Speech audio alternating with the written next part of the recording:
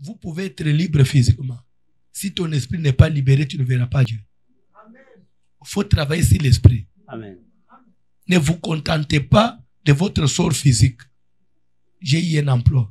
Papa, c'est à temps plein maintenant. Papa, maintenant, là, c'est à temps plein. Oui, gloire à Dieu. Maintenant, le spirituel aussi, c'est à temps plein. À temps partiel. C'est entre nous, hein. Amen. Ton esprit, c'est à temps plein, à temps partiel.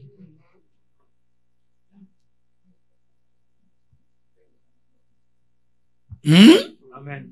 Jésus, il a commencé d'abord par descendre plus bas là-bas. Pourquoi? Maintenant, si vous allez chez Pierre, il dit, il est allé dans lesquels il est allé prêcher aux esprits en prison, dans les séjours des morts. Paul dit, il est descendu dans la région inférieure. Pierre ajoute, il dit, dans les séjours des morts, dans les régions inférieures là, c'était pour aller libérer les esprits qui étaient en prison. Si ton esprit est en prison, tu n'es pas sauvé. Même si vous parlez en langue, chaque fois que vous priez, vous finissez par parler en langue. Quand vous voyez des visions, c'est avec précision. Que Dieu vous bénisse. Amen. Que Dieu vous bénisse. Amen. Vous savez, si on doit connaître Dieu, il faut connaître Dieu comme il faut.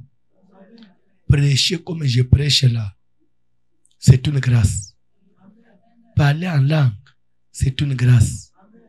Prophétiser, c'est une grâce. Parce qu'il y a des gens même qui se posent la question, comment un prophète peut commettre une bêtise? Oh. Mais comment Moïse, qui a fait sortir le peuple de l'Égypte, il est resté dans le désert? Mais même si le prophète dans sa marche, il ne fait pas attention, il va tomber. Alors, quand quelqu'un tombe, ce n'est pas que tout ce qu'il avait fait avant était faux, non? Ce qu'il est tombé, il est tombé à cause de l'imprudence, c'est fini. Il reste, la marche continue. Amen. Amen. Je peux vous dire quelque chose? Amen. Judas Iscariote, il a marché avec Jésus. Avant que Judas puisse trahir Jésus, Judas avait prêché. Amen. Judas avait prié pour les gens. Amen. Tous ces gens-là, nous allons remettre leur salut en cause? Non. Je termine par là. Hein? Hein?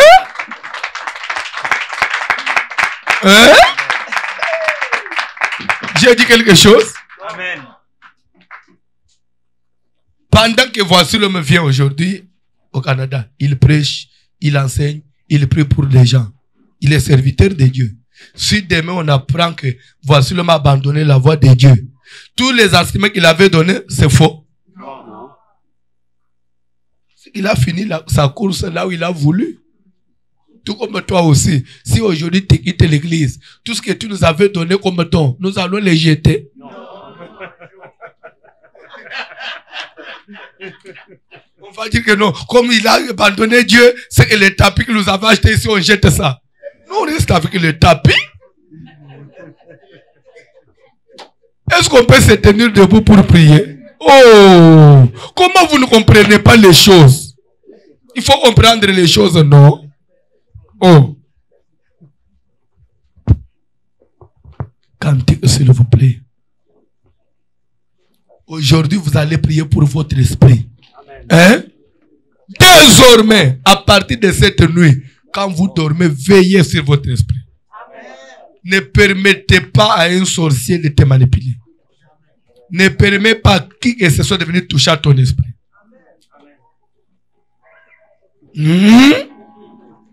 Et ne mange pas avec n'importe qui. Ne marche pas avec n'importe qui dans le sommeil. Le sommeil des enfants de Dieu est sacré. Oui. Même notre sommeil doit être sacré. De la même façon que j'ai fait tout, je veille sur ma marche dans la journée là.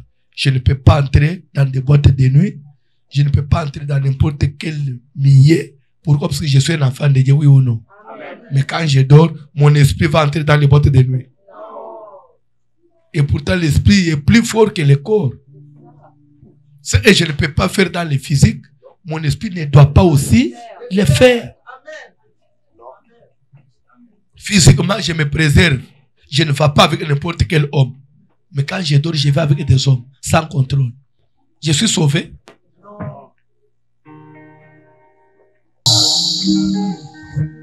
Vous savez, ça vraiment, c'est ma prière. Il faut que Dieu vous fasse grâce. Surtout vous qui vivez dans les pays développés. Dieu doit vous faire grâce. Vous devez arriver à comprendre les choses de Dieu comme il faut. Vous savez, si Jésus revient aujourd'hui, la plupart des gens qui sont dans les pays pauvres seront sauvés. Plus que ceux qui vivent en Occident. Dieu, il a utilisé la marche dans le désert. 40 ans. Il a amené Israël dans le désert. Et à la fin, il dit, je vous ai fait passer par ce désert pour connaître quelle était la disposition de votre cœur. C'est que Dieu, des fois, il utilise la souffrance pour former. À cause de la souffrance qui se passe maintenant en Afrique, les gens arrivent à se donner et ils connaissent Dieu. Mais vous avez la nourriture, vous avez tout, les soins médicaux, tout gratuit, tout assurance. Vous êtes assuré en tout, sauf le salut. Ça, je vous dis. Si vous suivez cette distraction, tu crois que comme tu as tout, tu n'as plus besoin de Dieu. Attention, tu risques d'être surpris. Dieu, le salut, on ne peut pas le comparer à l'argent. Même pas aux immeubles. Même pas aux autoroutes. Ton salut, c'est ton salut. Dieu a besoin de ton âme. Il faut que tu donnes ton âme à Dieu. Vous savez que dans ce pays, il n'y a pas de gens qui peuvent remplir les églises. Il y a des gens dans tous les bâtiments ici. Il y a des gens qui priaient lorsqu'il était au pays. Une fois arrivé au Canada, c'est fini. Pour lui, il croit que c'est fini. Il a eu le paradis. Non. C'est une distraction. C'est une erreur.